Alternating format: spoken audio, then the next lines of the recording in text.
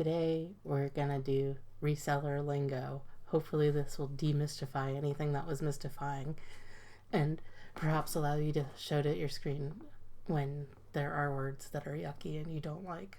I think they're in this presentation. So here are things that resellers say. Let's start with BOLO. It's an acronym.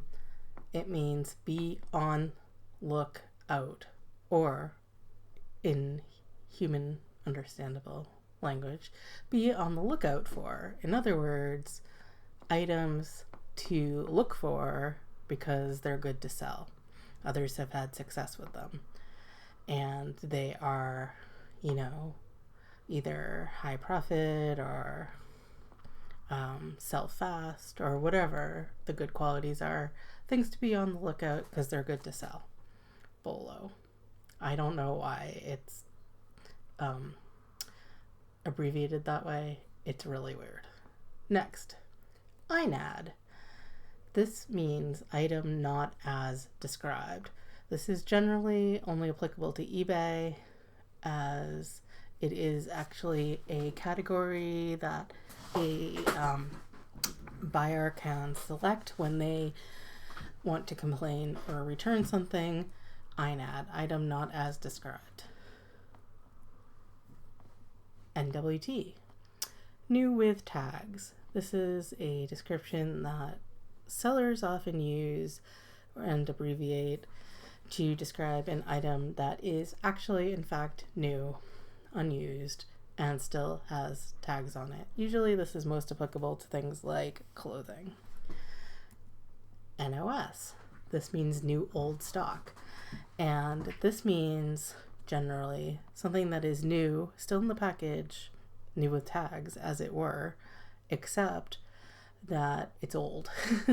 So this is like when you go to a sale of a grocery store that closed down, and in the back they have all these boxes of Kleenex from the 1970s that they never sold, and they have cool 1970s Kleenex designs on them, and you buy them and sell them in their new old stock.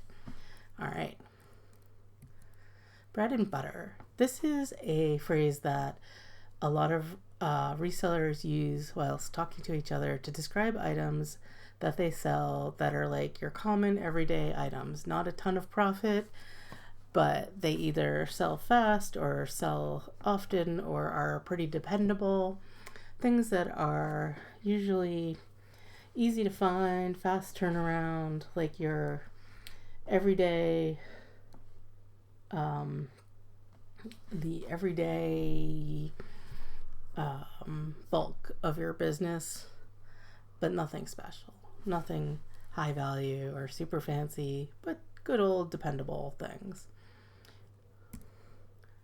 A Grail or a unicorn.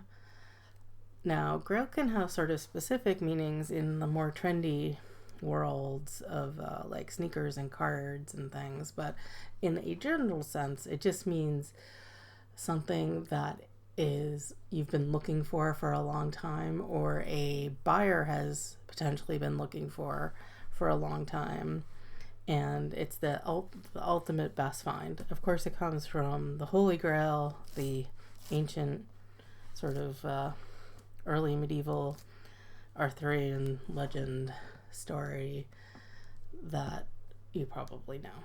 And unicorn is similar. It's traditionally something that has like all the features, like all the things you're looking for, and it's like a magical beast you can never find, but then you find it.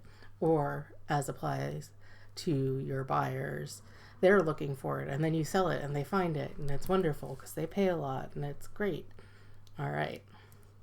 End and sell similar. This is something that resellers say a lot amongst themselves. It is specific to eBay, and it is a technique for refreshing your listings in such a way that they get a little boost in eBay searches. And the deal is, you have a listing that you're still interested in selling, but you end it on purpose, and then you, instead of relisting it, you hit sell similar and then delete the original one. And the point of this is that it refreshes the listing and erases the view count and any data about how long it's been listed, and thus makes it look to eBay like a new listing, and eBay treats it like a new listing, so it might go to the top or have the little new tag on it, or otherwise be more featured than it was previously. And people swear by this as a technique to get more views and sales. This stands for Verified Rights Owners Program. It's an eBay thing, and it is a program eBay has so that verified rights owners, in other words, brands and companies that have official legal rights to certain intellectual property, can protect it. And they file a thing with eBay proactively that says what you can't, like what property you can't infringe upon, and then if you do, eBay can punish you either by warning you, taking down the listing, suspending your account forever, etc., etc. It's usually a more minor punishment, like a warning, unless you do it a lot. And a VERO would apply. It's used like VERO, like a noun, even though it's the name of the program. Or it's even used as a verb, like eBay can VERO you. But it's for trademarks and logos and brand names and warranties and copyright. It's also like if you sell certain brands that don't want to be sold on eBay. So you can look at the VERO list and try to avoid what's on it. It's not easy sometimes, and it's a little bit tricky. Like famous examples are you cannot use the word Velcro because it's trademarked, and you can't use the word onesie as it applies only to a certain brand, and you can't use it to talk about a generic onesie, stuff like that. That's what VERO is. Frankenbox. This is when you construct a box to ship with, out of other boxes, and who knows what. Usually it's just like taping two boxes together somehow to make a bigger box, but it can get very elaborate. I've made Franken tubes, Franken triangles, all sorts of things. In the wild. Resellers say this when they mean that they have actually found an item that they can buy outside. Not outside. Let's start this one again. In the wild. This is reseller talk for finding something you've been looking for, or haven't been looking for but are excited to find out in a thrift store or an estate sale or wherever by the side of the road that you can buy. For example, if there's a bolo, something you have been told to look out for because it's a good thing to sell, and then you're at the thrift store, or the thrift as some people call it, and you see that item, you might be quite surprised and say, wow, I never expected to find a glassy baby in the wild. That sort of thing. Sourcing. This is kind of obvious, but this means looking for stuff to sell. That's it. Flat rate. This is a kind of US postage that is part of the priority program, and there are certain boxes marked flat rate that cost a certain amount to mail, and it's a flat rate.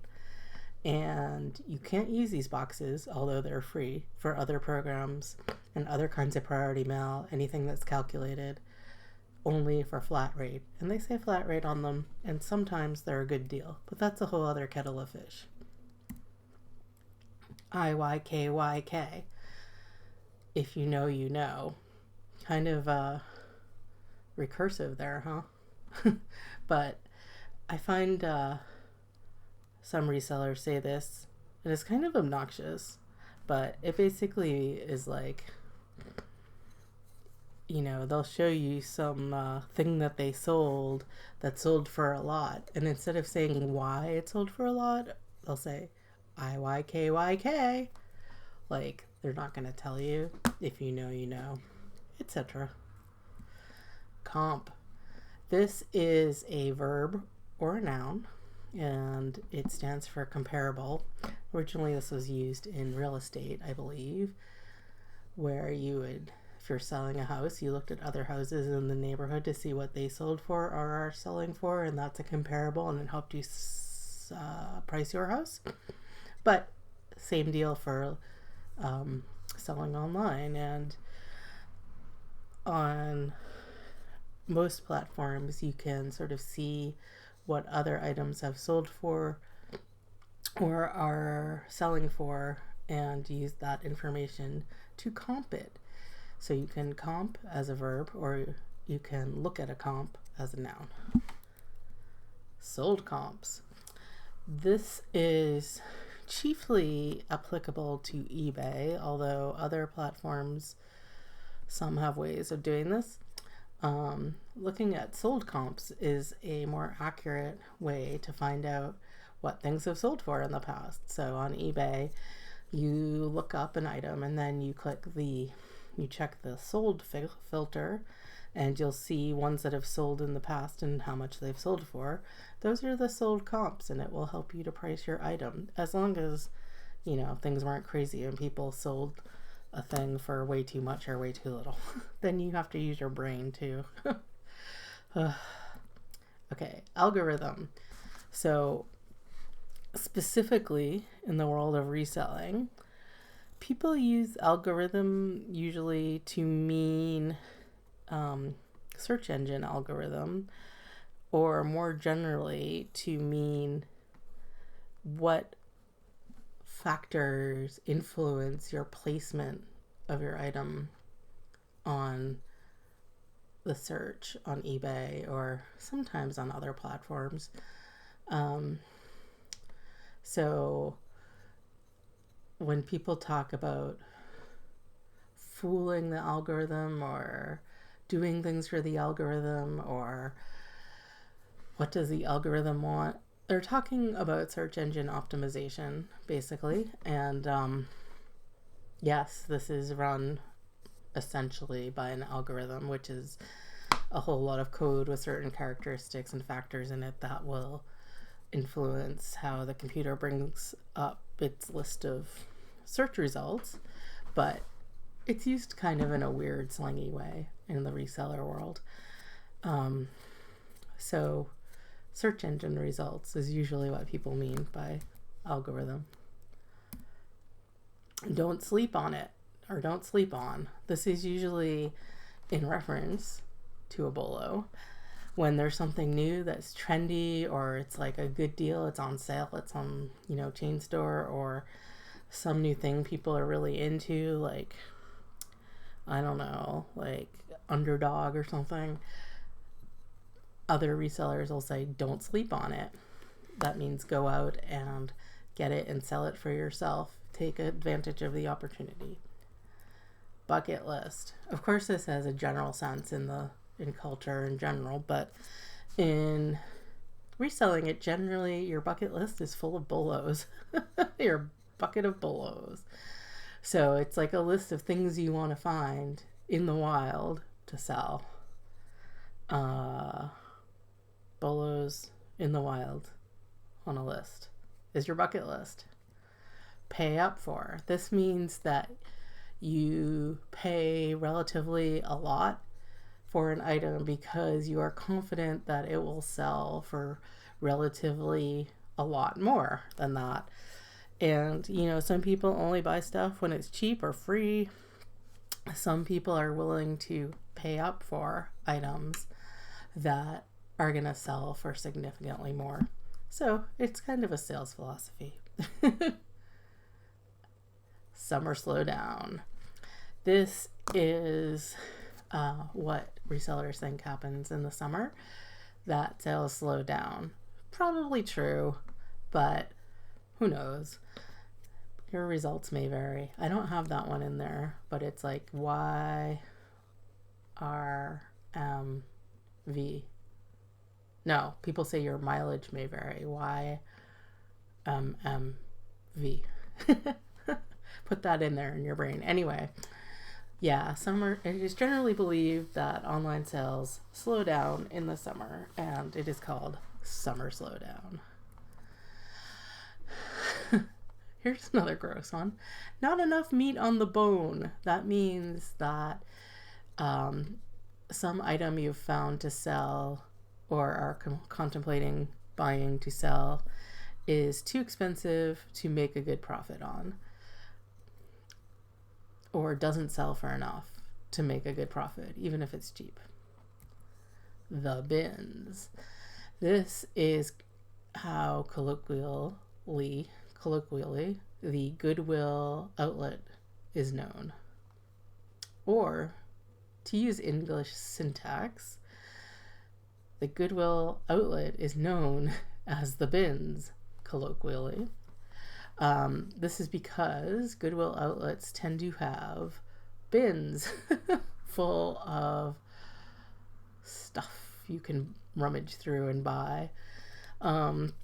They work differently, but generally there's some kind of system where you're in this big warehousey room and Goodwill workers bring out these bins, big like dumpster size but not as high bins full of all manner of Goodwill type merchandise, and people rummage through them, find things, put them in a shopping cart, and buy them either by weight or by the piece depending on the bins you're at. And they can be super crazy and not necessarily.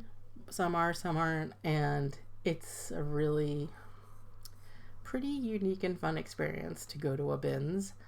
I recommend it, but they aren't everywhere. Some parts of the country are very deprived of bins. It is very sad. All right. Haul.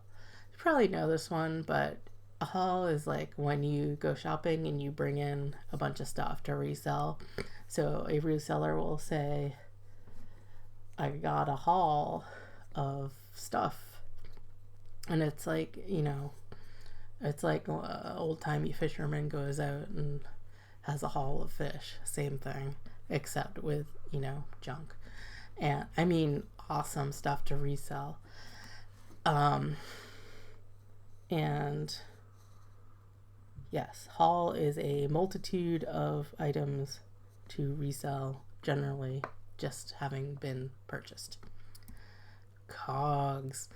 This is technically not really a reseller term, but a business term, but reselling is a business. So yeah, cost of goods sold, which means how much you paid to obtain something, and you generally want to subtract that and your fees from the price you get to find your profit.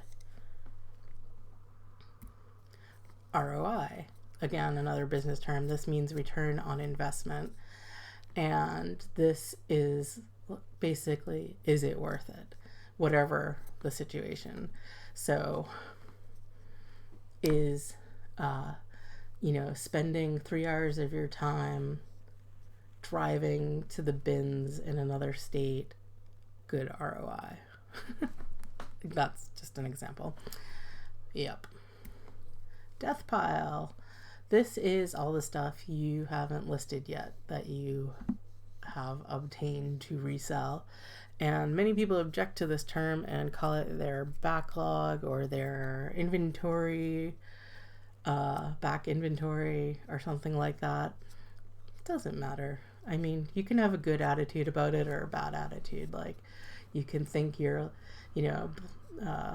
feel guilty that you haven't listed everything in your death pile, or feel happy that you are ready to, have stuff to get you through slow sourcing time. Whatever. Next, flat lay. This doesn't come up that much anymore in my circles, but it's a, weird thing to say, so I thought I'd put it in the list. This is when you are taking a photograph, usually of clothing or a group of items, and you lay them flat on the table or the ground or a white furry rug in the case of early Poshmark, and shoot them from above. That's a flat lay. Picking. This is another really gross word, but it just means looking for stuff to resell. Longtail. This means stuff you list that may well take a long time to sell and needs to find the right buyer. Often this is relevant to collectibles and vintage collectibles and things. And you have to ask yourself if you want to list long tail items and wait for, possibly good money, or you want things that sell faster. These are more business questions in reselling. All day long. This is a phrase people say to imply that something is a really good bolo. So you might say, I'll be buying those Beanie Babies all day long. Like, pretend that Beanie Babies are a good thing to resell. Just implies that it's something you can do over and over with great results. Glitch.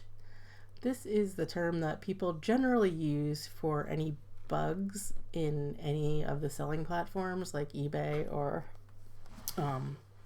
whatnot, or any of them.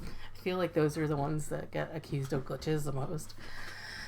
And it just means like literally a bug, like it's not working properly, usually from a technical standpoint, sometimes from a mysterious standpoint. And finally, no talk about reseller lingo would be complete without sell and sale, which, you know what those mean. But I just think it's really interesting because I think that the some American accents have evolved so that these two words sound the same, sell and sale. They don't in my accent, but I think like sort of Pacific Northwest, Southwest, I've heard people from like Utah say it, so it sounds the same. But sell or resell, those are verbs. Like you can resell something or sell something. And sale is a noun, though both of these can like do different parts of speech. But sale, you go to a sale, you make a sale, you look at your sales numbers, that's an adjective. But you're not a reseller, you're a reseller.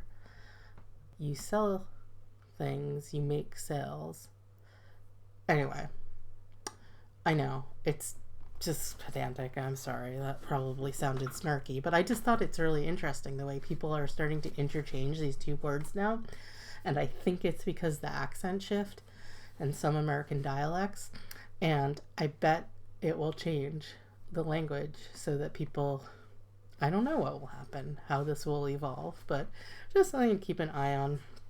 And I hope that this little dictionary will aid you in your reselling and your sales. Okay, thank you. Take care.